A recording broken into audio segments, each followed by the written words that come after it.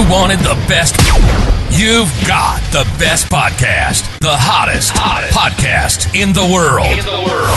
The Chris Voss Show, the preeminent podcast with guests so smart you may experience serious brain bleed. The CEOs, authors, thought leaders, visionaries, and motivators. Get ready. Strap yourself in. Keep your hands, arms, and legs inside the vehicle at all times, because you're about to go on a monster education roller coaster with your brain. Now, here's your host, Chris Voss. Hi, folks. Chris Voss here from thechrisvossshow.com. Zoom in there, lady sings it, that makes it official. Welcome to the big show. So appreciate you guys. As always, for 16 years and over 2,000 episodes, we bring you the Chris Voss Show. And during it, we need you to tell your friends, neighbors, relatives to subscribe to it, or else. No, I'm just kidding. Go to goodreads.com/Chris Voss, LinkedIn.com/Chris Voss, Chris Voss, one on the TikTokity, and all those crazy places on the internet. Even dogs are telling their friends about it. You can hear him in the background. Right now, barking. My dog is telling his dog friends about the Chris Voss Show and saying Chris Voss uses an old Kiss intro. Oh, great. You recognized it. You, sir, are the second or third person who's ever put that together. Make it. I love it. You're the second or third person who's put that together, where we came up with that. So, an homage to a great band, Kiss. Yes. The greatest band in the world. In fact, we didn't even have it that bodacious. We just said, I think the line that we given them was for the scripting of the radio guy who'd read it. We gave him the line that says, the greatest podcast in the world, or not. You know, we just kind of defaulted it. He's just fucking run with it. And I'm like, okay. Right. Why not? Why not? Confidence will get you everywhere. We are going to be interviewing you today on your book, Charles Bock. We can hear you in the background. It's called I Will Do Better, a father's memoir of heartbreak, parenting, and love. Out October 1st, 2024. You can order it now wherever fine books are sold, folks. Charles Bock joins us on the show today. Charles, welcome. How are you? I'm doing great. Thank you for having me, Chris. I'm enjoying myself very much. That's what we try and do. We try and make everyone have a good time. So give us any .coms. Where do you want people to find you on the interwebs to get to know you better? Well, I do have a website, Charles Bock, at, I guess, Squarespace. I'm on Facebook, if that's helpful. This is the truth. I'll be very honest with you. I write, I teach writing, and I also, I raise my daughters myself. I'm not super active in the world of social self-promotion because for what I do, there's a value in trying to keep that at bay. Yeah. Now, then, after I spend however much time churning my guts out and trying to create something beautiful on the page, how I get it to people, I have no idea. There's where the disconnect, like your very kind, nice question, and I don't know what. I think it was Abrams Books or something. Abrams Books is they're an in charge of all publisher. that promotion, so yeah, you just Abrams Books is an excellent publisher. Plus, your daughters don't want to see Dad on TikTok and stuff. No, she really doesn't. She does not. So, Charles, give us a 30,000 overview of your new book and tell us what's inside of it. Yeah, absolutely. I was married to a wonderful woman named Diana Colbert, and our daughter was 6 months old when Diana was diagnosed with advanced leukemia. Oh, wow. She passed 3 days before Lily's birthday, meaning I was 40 whatever years old. Wow. I'm alone, grieving, broke, and I had this wonderful little girl utterly dependent on me. I Will Do Better is the story of me and Lily during our next 2 years. Mm-hmm. The title is a phrase I promised myself however many times a day.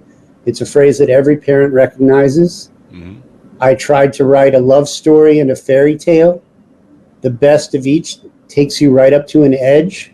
Mm-hmm. In my case, this is the story of a flawed, selfish guy taking on the most foreign thing, the hardest responsibility, the heaviest load.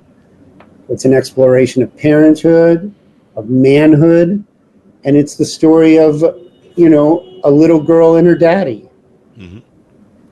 That's what I would say as a starting point, yeah. You found yourself a widower, devastated, drowning in medical bills, saddled with a daunting responsibility. You've got to be both the feminine and the masculine for your daughter. and play both parts of the role as you're alone. And of course, there's probably grief there and suffering and all the things that come from loss. And so that can be a challenge as well. Absolutely. Diana had 2 bone marrow transplants. Mm-hmm. She fought for 2.5 years and really did it so she could raise her little girl. Mm-hmm. On her own, if there wasn't a child involved, she probably would have went to a yoga retreat and tried to meditate away the cancer. Wow. But instead, she put herself through everything that, Western medicine has. And Western medicine is amazing, but it's also unforgiving in many ways. Mm-hmm. They would throw astonishing amounts of science at things. In her case, she went through it all, and it did not save her.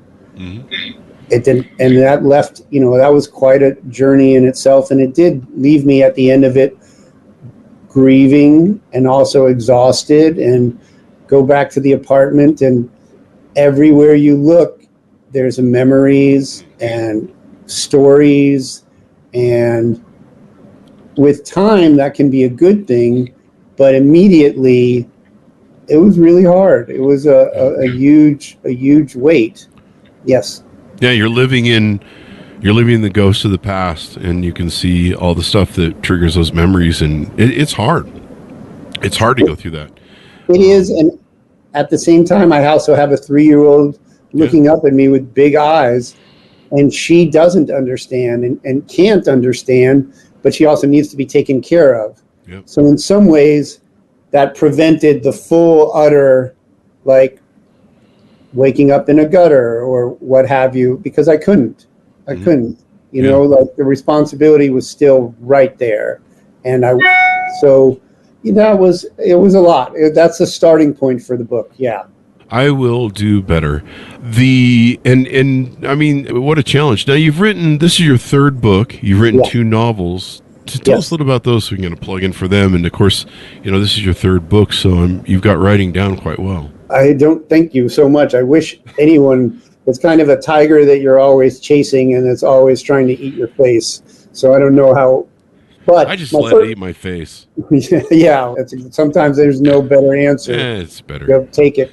My first novel took place in Vegas, which is where I grew up, where I was born and raised. And it's about teen runaways and kind of the adult side of Las Vegas. It's called Beautiful Children. And it's a book it took me a very long time to write, but I'm also hugely proud of. It's a wild, dark, in places kind of metafictional book. And it was a kind of a young man trying to show everything that he could possibly do and put it all on the page. The second novel is called Alice and Oliver and is a very different book.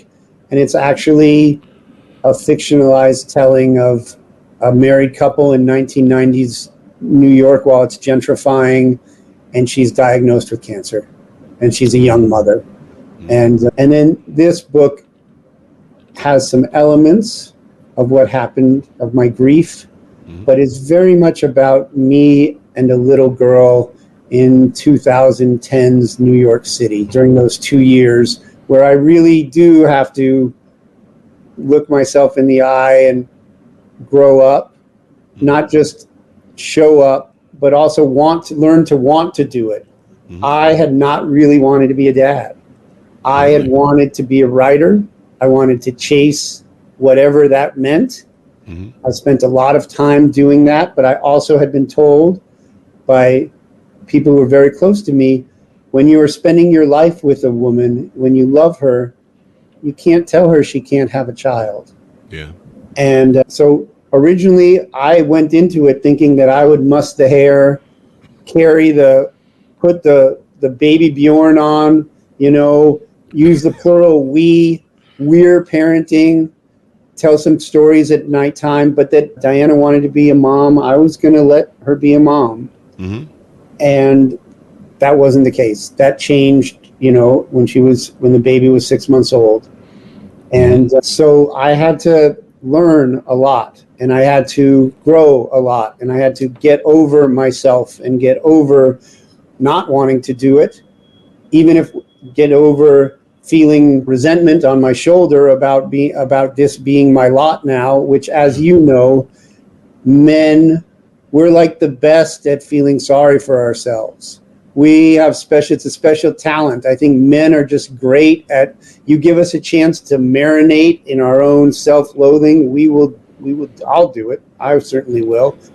And I had to deal. I also had to figure out, how do you get through Saturday afternoon? Yeah. That point where you've got the kid, the clock is not moving, and it's just like an endless slog. What do you do? So there was like the big life questions, but there also was the practical, how do I do this? Making sure that I'm not always putting the wrong shoes on the wrong feet, et cetera, et cetera. Tell us about your journey through life. What inspired you to become a writer? How did you know when you were starting to write and influence you? And tell us how you got down this road. Oh, that's interesting. That's a good question. Yeah, we like to hear people's hero's journey. I always loved stories. I always loved humor. I was a latchkey kid because my parents were always at work, so I grew up with 3 p.m. Gilligan's Islands, as a lot of us did in that era. When I was 12 or 13, I loved comic books and was very, very much trying to write comic books and trying to tell visual stories. And it has been a part of my life. It is something that, even when I got forced to join like a youth temple group, and as a secretary, I started turning the notes of the meetings into their own fantasies. When I went to college, I started writing to try and be a journalist. And then in my mid-20s, or early 20s, mid-20s, I was working at a newspaper in Mississippi, going back and forth to New Orleans a couple times a week because some of the stuff I covered took place there. Mm-hmm. And I started trying to write a novel. And that kind of took me towards that world. And then I wasn't very good at it, and I wanted to learn more, so I went to grad school for it and moved to New York. And step by step, I think, was finding my way. But the written word has always been a really interesting and important to me, and I think the craft of making a good sentence, of telling a good story, of telling someone else's story, of trying to drill into what is true and while at the same time be entertaining and have a good joke now and then. Mm-hmm. Those are things that have always been interesting to me. Oh. And so now you've written 2 novels. You've written this personal memoir. What do you hope people come away with when they read the book? Oh, I believe they will love my daughter quite a bit. Mm-hmm. I think anyone who is a parent will read this and recognize a lot of their own quest or their own relationships and their own feelings about parenting, even if mine are exaggerated and taken, and I did them under an extreme circumstance.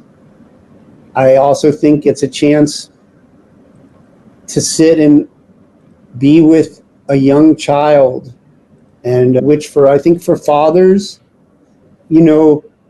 Daddy Von Trapp hires Julie Andrews.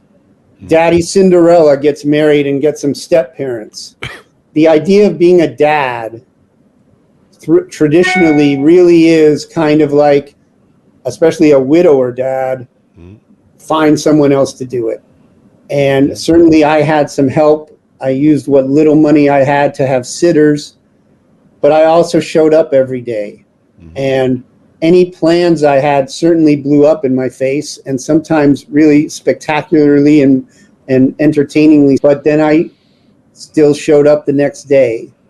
And I think that there's just a lot to be said for what your relationships with the people you care about can be by giving it your best, by showing up and doing what you can do in that moment. That's something I would take. Also, that I'm so handsome and brilliant and such a great writer. If anyone wants to come away with that, please come away with it. Handsome. Yeah, I like the selling there at the end. But no, one of the most important things that, stories like yours do is there is other people that are going to go through similar circumstances. And finding out that someone else has gone through the same sort of cathartic moments, to finding out that we're not alone is the real beauty of your story. And I remember when I was writing my book and frustrated, I had some authors that told me, there's somebody out there who needs your book. And they need to read your book and your story, and nothing's going to connect with them unless it's your story. And they said, you need to write this book for whoever that is. You may never meet them, you may never see them, you may never know them, but they need your book. So you've got to write this book. And I was like, wow, that's really powerful. In fact, we had one guy on the show who she had a gal come up to her to book signing. She wrote a lot of novels, and I think they were novels or nonfiction. I don't remember. But she wrote a lot of books. And this gal came up to her one time and said, I was in prison, and we used your book in prison to inspire us and motivate us to be better and to get out and not come back. And we had a reading crew in prison of women who would read your books and be inspired. And now I'm out of jail and I'm trying to be, better with my choices in life. And so she keeps a picture of that person when she writes now in her orange jumpsuit in the thing. Your ability to inspire people, motivate them, let them know they're not alone. These are the great things about the stories that we share in life and how important they are. And sometimes we never really know how many lives we touch. So we can't know the lives we're going to touch. Yeah. But one thing that's interesting that may be related, may clash heads with it, that I tell my students is this will never matter more to anyone than it does to you. Mm-hmm. If this is something you want to do, you owe it to yourself to take it seriously. Mm-hmm. You owe it to yourself to give you a real best effort, to sit there, to fix things when there's problems, to learn, to be open. If this really matters to you, then it plays itself out on the page because you will show that. Then if you can communicate, if you can manage it on the page, then you have a chance of someone else understanding why this matters so much and feeling that in their own life. Mm-hmm. So so I totally hear you, but it's also true. People who do want to write or who want to create, like, how seriously are you going to take your urge? Mm-hmm. And you understand that because you do your podcast, you write, you're a funny guy, like you have your finger in a lot of pies. Mm-hmm. That takes whatever it takes, it just does. Yeah. You're inspiring people, a great message for everybody, a father and a daughter, of course, a beautiful story.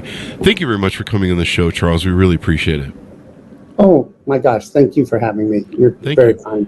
And give us any .coms again for the plug. I know that there's a Charles Bock at Squarespace, and it might just be Charles Bock. If you do a Google search, Charles Bock website, it'll find it. Abrams' book, Amazon, The Strand, any indie bookseller. I Will Do Better is the name of my memoir, and I hope you will check it out and enjoy it. There's excerpts from the New Yorker tonight, or as of now, the Wall Street Journal will have a piece in this weekend from it. Newsweek next week. So there's some places where if people are interested, they can read and find out about it.